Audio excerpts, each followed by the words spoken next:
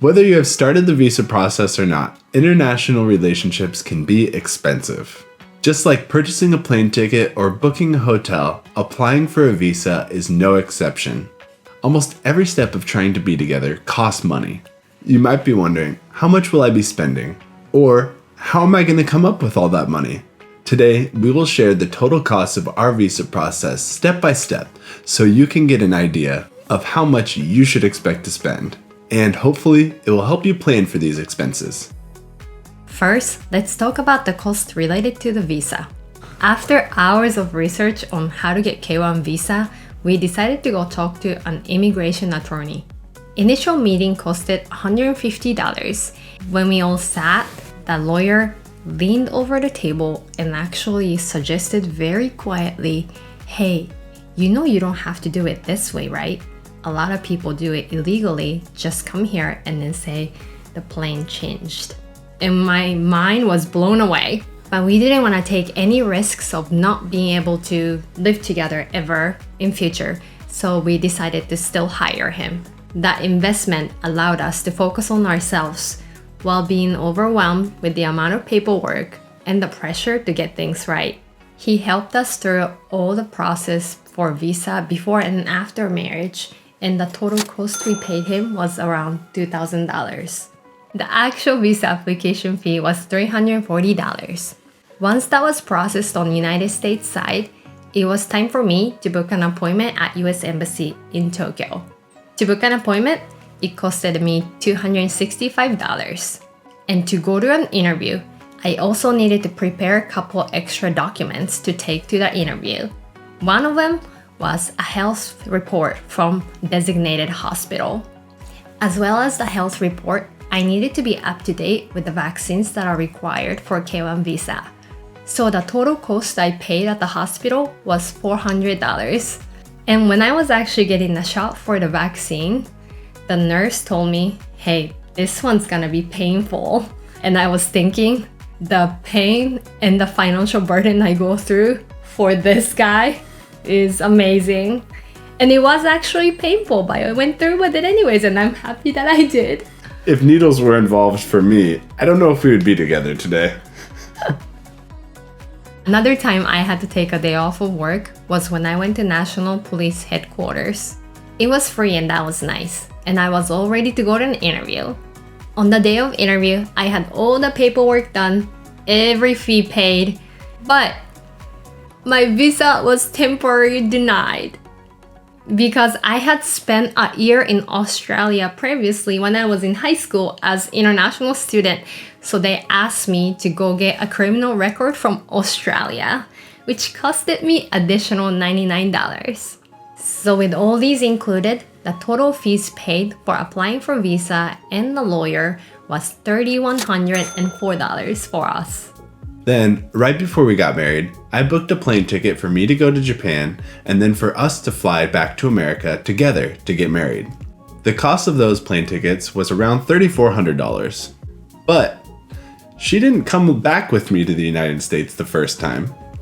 So we had to pay an additional $1,200 for her to fly to America a few weeks later. We'll get into that in another video. Once we got married, there were some immediate things that we had to apply for. One was the adjustment of status, which costed $985. This changed Mariko's status from fiancé visa to a full-fledged permanent resident. The permanent residency allows her to live and work in the United States freely. But after marriage, this process takes an additional 12 to 20 months.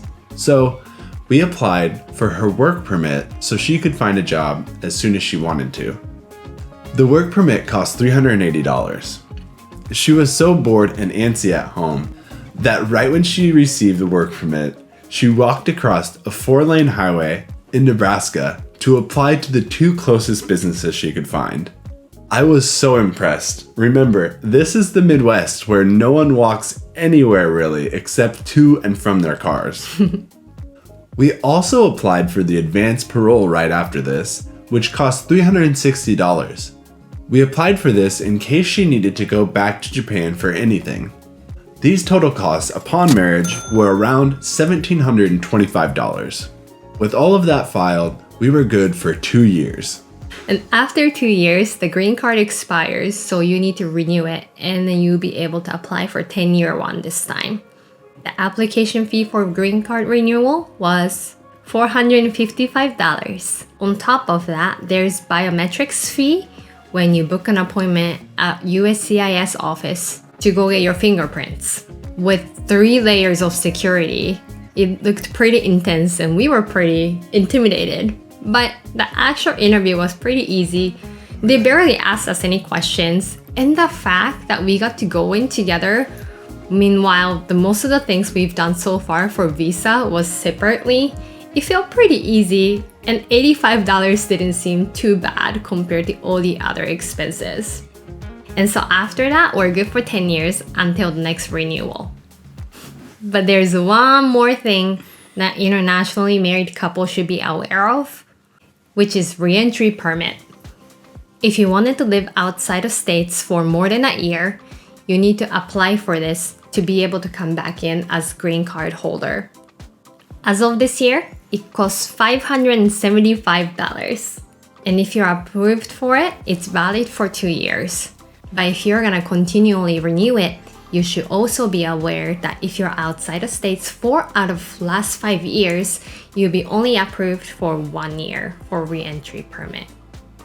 And it's very important to remember that it takes a while to process this whole thing, and in the middle of the process, you will need to go get your fingerprints done, and you have to be in United States for that part.